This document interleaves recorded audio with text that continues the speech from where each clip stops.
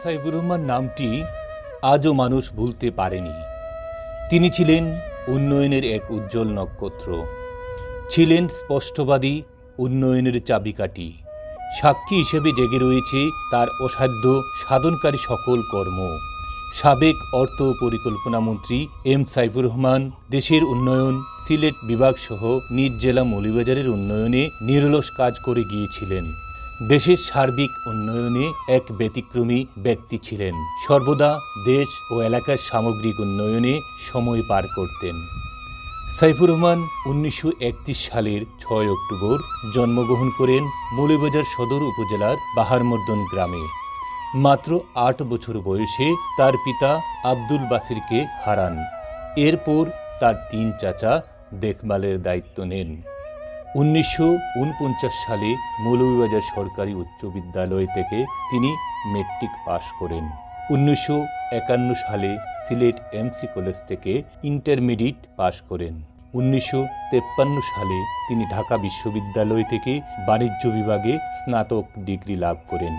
পরের বছর 1954 সালে তিনি চার্টার্ড অ্যাকাউন্টে পড়ার জন্য লন্ডনে চলে যান। সেখানে তিনি England Wales and chartered account institute থেকে 1959 সালে উত্তীর্ণ হয়ে সার্টিফিকেট অর্জন করেন। এরপর তিনি অর্থ বিষয়ক এবং উন্নয়নমূলক অর্থনীতির একজন বিশেষজ্ঞ হয়ে ওঠেন। সাইফুর রহমান মন্ত্রিত্বের প্রথম দিক থেকে অর্থাৎ 1976 সালের ডিসেম্বর থেকে 1979 সাল পর্যন্ত বাণিজ্য মন্ত্রীর দায়িত্বে ছিলেন। পরবর্তী 12 বছর তিনি অর্থ ও পরিকল্পনা মন্ত্রীর দায়িত্ব পালন করেন। 1980 থেকে 1981 সাল দুবার, 1991 থেকে 1995 সাল পর্যন্ত 5 বার এবং 2002 সাল থেকে 2006 সাল 5 বার সহ দীর্ঘ 12টি বাজেট একজন সফল অর্থনীতিবিদ হিসেবে পেশ করে উপমহাদেশ সহ তথা গোটা বিশ্বে রেকর্ড সৃষ্টি করেন। এম সাইফুর রহমানকে শহীদ প্রেসিডেন্ট জিয়াউর রহমান এতই ভালোবাসতেন যে কারণে শহীদ জিয়া বারবার তাগিদ দিয়েছেন রাজনীতিতে আসার জন্য। পরে তারই আমন্ত্রণে রাজনীতিতে যোগ দেন এম সাইফুর রহমান। প্রেসিডেন্ট জিয়াউর রহমানের সঙ্গে আমার সাক্ষাৎ হয় ধানমন্ডির এক বাড়িতে। তারপরে ওনার সঙ্গে কথা বলে আমার কাছে মনে হলো যে he is very sincere and is a very Patriot and a man has come with a destiny to change the face of the country and change the face of the people. এবং তার এই ব্যক্তিত্বে আমাকে আকর্ষণ করে, তাই আমার এত lucrative profession, মানে I was the highest paid professional in Bangladesh in those days, highest earned professional, সেটা ছেড়ে দিয়ে তার কথায় আমি রাজনীতিতে ঝাঁপিয়ে পড়ি। রাজনীতিতে যোগ দেওয়ার আগে এম সাইফুর রহমান কিছু উন্নয়নের শর্ত বেঁধে দেন। শর্ত মেনে নেওয়ার বিষয়ে প্রেসিডেন্ট জিয়াউর রহমান আশ্বস্ত করলে ও সিলেট সহ দেশের উন্নয়নে কিছু করতে পারবেন সেই বিবেচনায় রাজনীতিতে আনুষ্ঠানিকভাবে প্রবেশ করেন 1976 সালের 26 ডিসেম্বর। ওই ওয়াদা পাওয়ার পরে তখন আমি জয়েন করলাম, করে প্রথমেই ওই ফার্স্ট শাহজালাল ব্রিজ 1 এবং সিলেট এয়ারপোর্টের কাজ আমি শুরু করলাম। মৌলভীবাজার কুলাউড়া রাস্তা, এই 3টা প্রজেক্ট। ওই দিন যেদিন আমি গেলাম, যাওয়ার দিন আমি বললাম আগে এই 3টাকে কাগজে করে সাইন করে দেন, তারপরে আমি জয়েন করব। সাইফুর রহমান দুরে সামাদ রহমানকে বিয়ে করেন। তাদের 3 পুত্র এবং 1 কন্যা সন্তান রয়েছে। 2003 সালে ক্যান্সারে আক্রান্ত হয়ে দুরে সামাদ মারা যান। তার পুত্র এম নাসির রহমান বাবাকে অনুসরণ করে রাজনীতিতে আসেন। 2003 সালের নির্বাচনে তিনি বাবার ছেড়ে দেয়া মৌলভীবাজার 3 আসনে সংসদ সদস্য নির্বাচিত হন। 1952 সালের 21 ফেব্রুয়ারি ভাষা আন্দোলনে সচিবালয় ঘেরাও কর্মসূচিতে অংশ নেওয়ার 4 দিন পর 25 ফেব্রুয়ারি পুলিশের হাতে গ্রেপ্তার হন এম সাইফুর রহমান। তৎকালীন সরকারের ঘোষণা অনুযায়ী শর্ত সাপেক্ষে মুচলেকা দিলে মুক্তি দেয়া হবে জানানো হয়, কিন্তু শর্তে রাজি না হওয়ায় কারাভোগ করেন ভাষা আন্দোলনকারী নেতা এম সাইফুর রহমান। তার এই অসামান্য অবদানের জন্য সর্বোচ্চ সম্মাননায় 2005 সালে 21 পদকে ভূষিত করা হয়। 1994 সালে তিনি স্পেনের মাদ্রিদে বিশ্বব্যাংক এবং আন্তর্জাতিক মুদ্রা তহবিলের সুবর্ণ জয়ন্তী সম্মেলনের গভর্নর নির্বাচিত হন। সাইফুর রহমান সিলেটের মানুষের জন্য যে উন্নয়ন করেছেন তার মধ্যে উল্লেখযোগ্য রয়েছে ঢাকা সিলেট মহাসড়কের আশুগঞ্জে মেঘনা নদীর উপর সেতু নির্মাণ। এতে করে সরাসরি সিলেটের সাথে সড়ক যোগাযোগ স্থাপন হয়। এছাড়া সেতু নির্মাণ করেছেন সিলেট সুরমা নদীর উপর শাহজালাল সেতু, কাজিরবাজার সেতু, সুনামগঞ্জ বাইপাস সড়কের সেতু এবং জাফলং বাইপাস সড়কে শাহপুরান সেতু, কুশিয়ারা নদীর উপর ফেন্সুগঞ্জ সেতু, লাক্কাতুরায় international cricket stadium, Sylhet city কর্পোরেশনের ভেতর রাস্তা প্রশস্তকরণ সহ সিলেটের জন্য ব্যাপক উন্নয়ন করেছেন।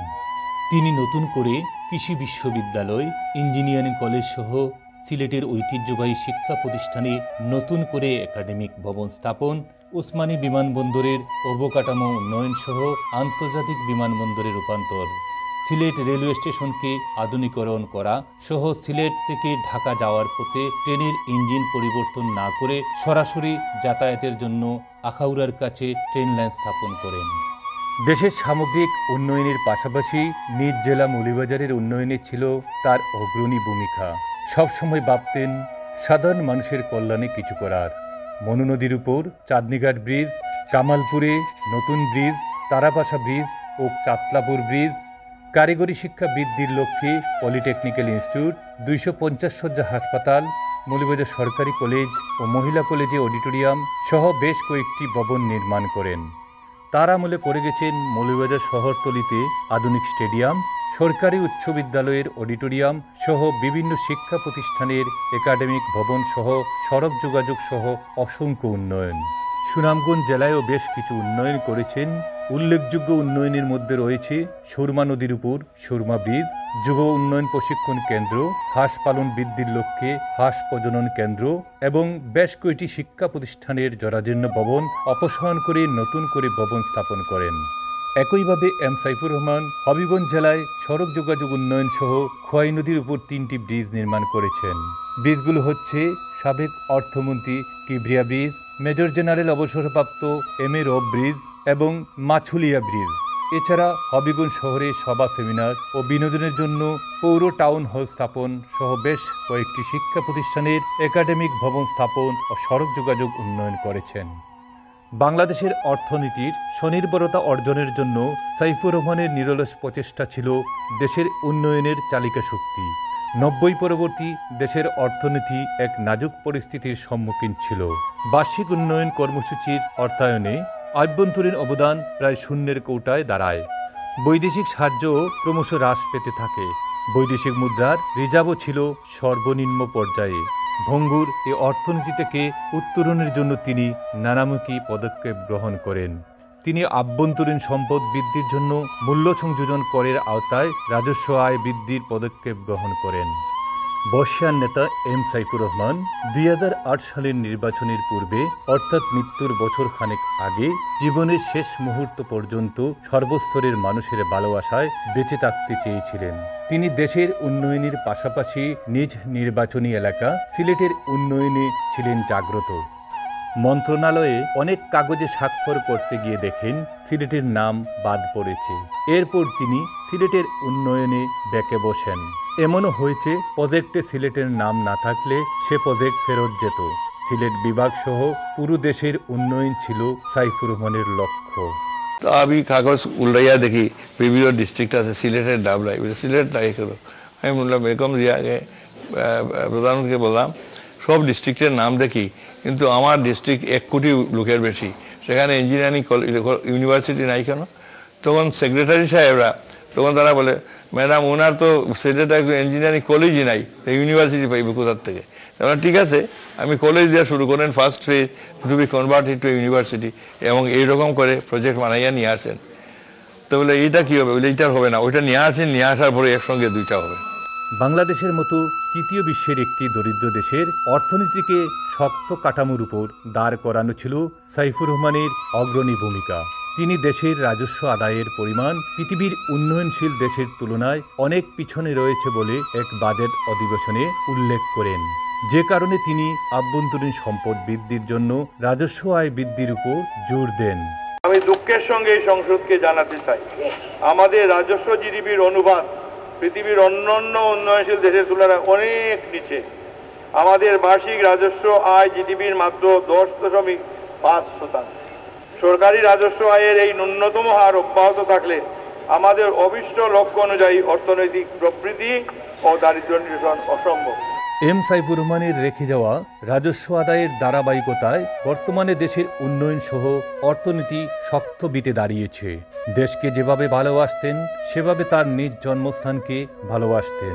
মানুষের ভালোবাসা মমতার মধ্যেই মৃত্যুর পূর্ব পর্যন্ত বেঁচে থাকতে চেয়েছিলেন বর্ষিয়ান এই নেতা। সিলেটের মানুষের প্রতি এতই ভালোবাসা ছিল, কান্নাভরা কণ্ঠে আবেগ আপ্লুত হয়ে বলেছিলেন, সুরমা নদীর তীরে আমার ঠিকানা রে, বাবা শাহজালালের দেশ সিলেট ভূমি রে। মানুষের মমতা, আমি মরার দিন এই মানুষের মমতার মধ্যেই পড়তে চাই, সিলেটের মানুষের ভালোবাসার মধ্যেই পড়তে চাই, এটাই আমার। এবং আমার সবসময় সুরমা নদীর তীরে আমার ঠিকানা রে, বাবা শাহজালালের দেশ সিলেট ভূমি রে, এইটা সবসময় মনের মধ্যে থাকে। বাংলাদেশের কিংবদন্তি অর্থনীতিবিদ ও রাজনৈতিক আকাশের উজ্জ্বল নক্ষত্র, দেশের দীর্ঘতম সময়ের সফলতম সাবেক অর্থ পরিকল্পনা মন্ত্রী এম সাইফুর রহমান 2009 সালের 5 সেপ্টেম্বর তার প্রিয় জন্মভূমি মৌলভীবাজার সদর উপজেলার বাহার মর্দন থেকে ঢাকায় যাওয়ার পথে ব্রাহ্মণবাড়িয়ার খড়িয়ালা নামক স্থানে এক মর্মান্তিক সড়ক দুর্ঘটনায় মারা যান। তার মৃত্যুর খবরে নেমে আসে সর্বস্তরের মানুষের মধ্যে শোকের ছায়া। মৌলভীবাজার সরকারি উচ্চ বিদ্যালয় মাঠে স্মরণকালের শ্রেষ্ঠ তৃতীয় নামাজে জানাজা অনুষ্ঠিত হয়। এর আগে ঢাকায় আজাদ মসজিদ ও সিলেটে নামাজে জানাজা অনুষ্ঠিত হয়। পরে নিজ বাড়ি মৌলভীবাজার সদর উপজেলার বাহার মর্দনে মা বাবা ও তার সহধর্মিনীর কবরের পাশে দাফন করা হয়। আমাদের মাঝে নেই, তবুও এম সাইফুর রহমান নামটি সিলেট সহ গোটা দেশবাসী আজও ভুলতে পারেনি। মৃত্যুর পর থেকে সাইফুর রহমান স্মৃতি পরিষদ প্রতি বছর মৃত্যুবার্ষিকী পালন করে আসছে।